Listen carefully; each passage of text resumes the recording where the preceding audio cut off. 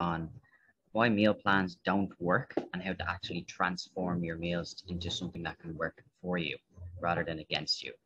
So, the whole sort of concept of meal plans is something that I've never really believed in because they just basically have one big problem. They're usually super boring and tasteless, and they actually rarely last as well. So instead of giving you yet another strict regime or program for you to try and follow, I just wanted to drop in this video some ways that you can actually transform your diet in a sustainable way.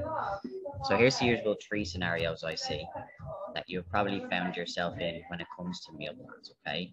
So these are three usual scenarios. So you got your scenario one, all right? You don't stick to the plan, all right? It just doesn't happen.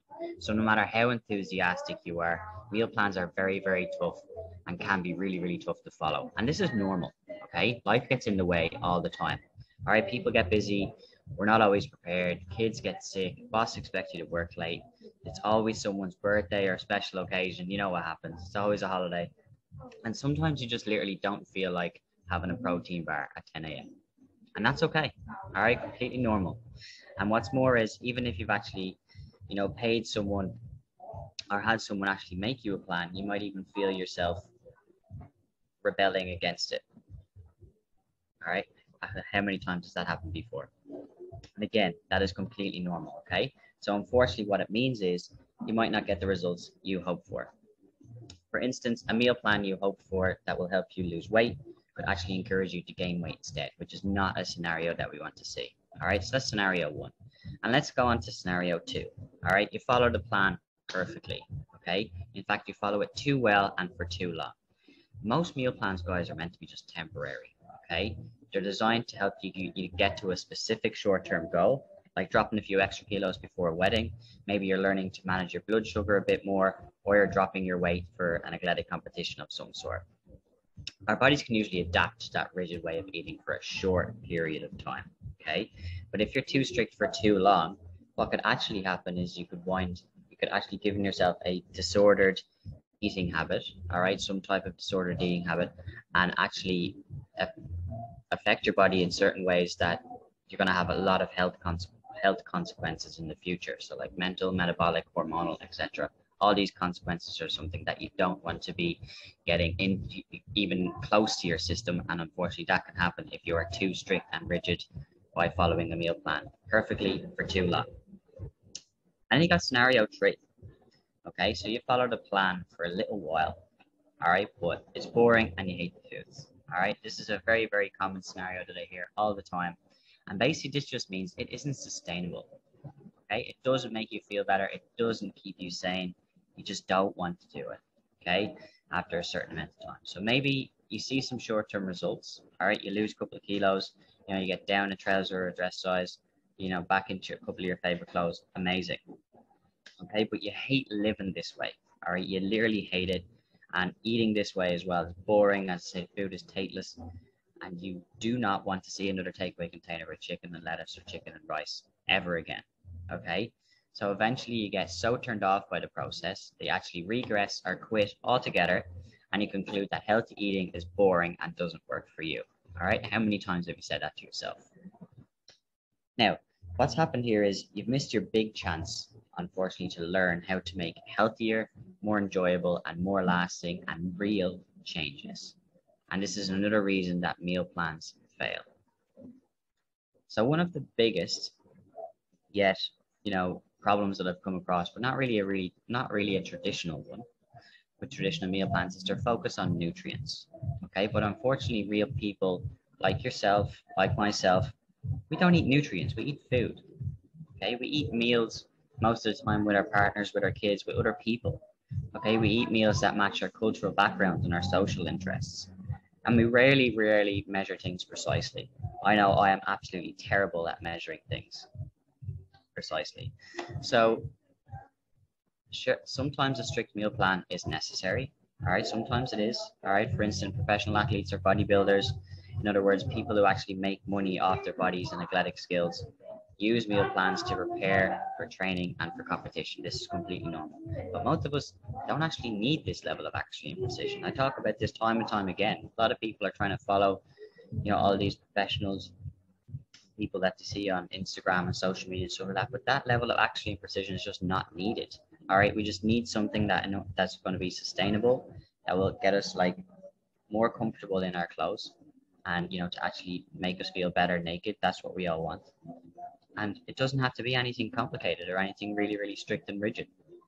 So we don't normally eat grams of things, that like they always mention, or refer to food by their nutrients like omega-3 fatty acids. Like we just don't do that.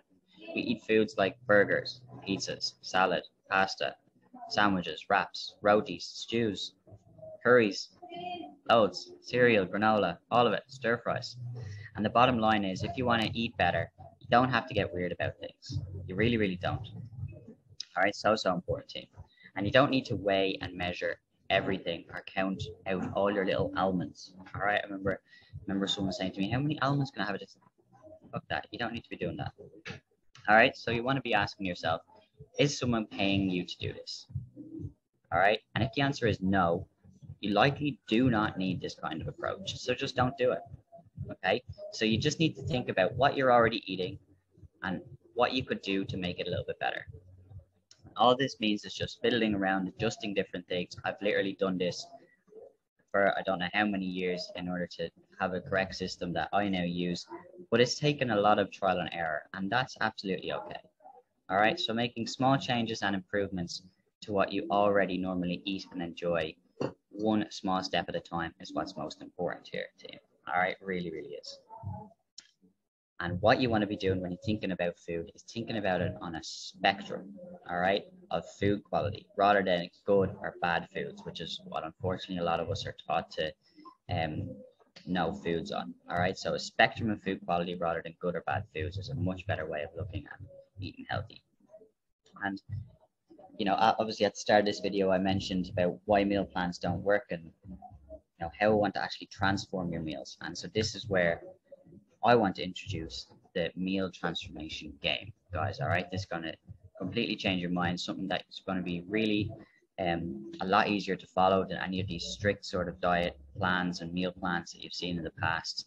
And when you play with the idea of a food spectrum or a food continuum, you actually get to experiment with variables like what you eat and how you eat it. Okay, and again, think of this like a game. So how can you play? Make this meal a little bit better in every situation. All right, just ask yourself that one question: how can I make this meal just a little bit better? Okay, and in which situations is that easier or harder? Because there's always going to be situations where it's easier or harder.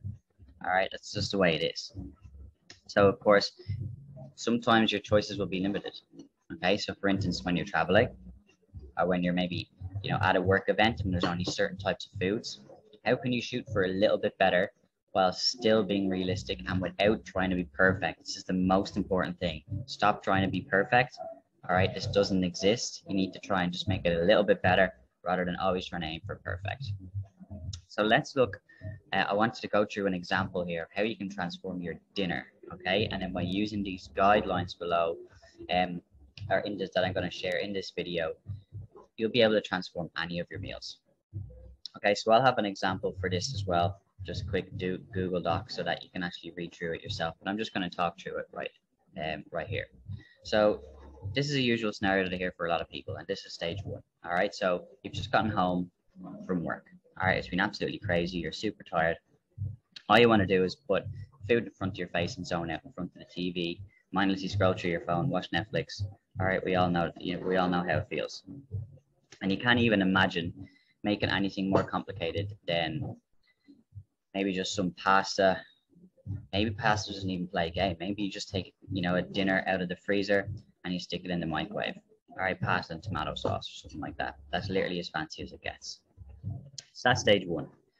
All right, stage two then. We're going to be looking at the same concept, but now you're adding some extra protein with the help of maybe a rotisserie chicken leg that you grabbed at the supermarket on the way home. Okay, you've then added a side salad, and you're just grabbing maybe a few handfuls of pre-washed greens out of a bag. Okay, so that's good. You've just added that little bit. And then you maybe whipped up your own pasta as well as a carb source to go with that chicken that you've gotten from the supermarket. Okay, and that's stage two. Work is still on your mind, and a couple of drinks will take the edge off still, like in scenario one, stage one. Now, as we get to stage 3, okay, this is where things start getting a little bit fancy, all right? So again, we're just sort of playing with the how can you make it a little bit better, okay? So now we're going, things are getting a little bit fancier. All right, so you've upped the protein with a little bit more chicken. You're now having less pasta, as you realize sort of by having more chicken, you actually feel fuller. And you're also getting a nice big bag of salad to the mix. You're not just adding that couple of handfuls, you're actually lots of nice leafy greens. And you've cut the booze down to just 1 drink. All right, so yeah, work's still on the mind and stuff like that, but you know, by having those couple, you know, you're feeling fresher when you're just having the one. And you're now sitting at the dinner table, okay, instead of just flopping down on your couch or standing over the sink, okay, because you've got so many other things that you have to do. Now, moving on to stage 4, okay, so we're literally playing at pro level here, team, all right? This is really, really key, like top level stuff here. With your meal planning and your your prep strategies, even a weeknight dinner looks good. Okay, so you've done lots of different food prepping in advance. You can whip up a delicious salad in just 3 minutes, and you can have some pre-cooked quinoa in hand. Okay, that rotisserie chicken still happening. All right, it is still a fast, convenient option, but now it's got some healthy buddies along the way. So it's got the salad and it's got the quinoa. You're then indulging in just a single glass of wine, good wine. All right, and you take time to savor it. So meal transformation, guys, is not about reaching perfection. Okay, if you're at stage 1, all you need to do is move to stage 2 or stage 1.5. If you're in stage 2, play to getting to stage 3. Okay, don't try and go from 0 to 100. You just got to go up 1 step. So 1 to 2, 2 to 3, 3 to 4, and so on. Okay, if you're at stage 3, like, you could probably just stay where you are. Okay, you're already doing an amazing job, and that's so good. You might never get to stage 4, or it might only happen at times when you're really relaxed and have a little bit of extra time, which is absolutely fine too. Okay, so it may only happen on Sunday night, whereas the rest of the week is a mix of stages 1, 2, and if you're super lucky, 3. And again, that is okay. All right, that is no problem. Okay, so how far you progress along, you know, this continuum all depends on what you want and what your goals are, what you need, and what you can do right now. So over time, things can change. So all you got to do is play your own game. Okay, so that's all I got for you in today's video, guys. Hope that was super helpful. In this one, we just discussed on why meal plans don't work and how to transform your meals. As I say, I'm going to drop that example in the comments below of that actual transforming your dinner, and then you can use those guidelines and those stages for transforming any of your other meals so that you can start going towards your goals rather than moving further away from them. And if there's anything else you need, guys, you know, drop a question in the comments. Look sort of here, sort of what stage you feel you're at. If you're looking for any further information or resources in order to help you move from stage 1 to stage 2 or stage 3 to stage 4, wherever you're at, guys, all right, it's no problem. Just shoot me a message, more than happy to help. And that's it for this video. See you in the next one. Take it easy.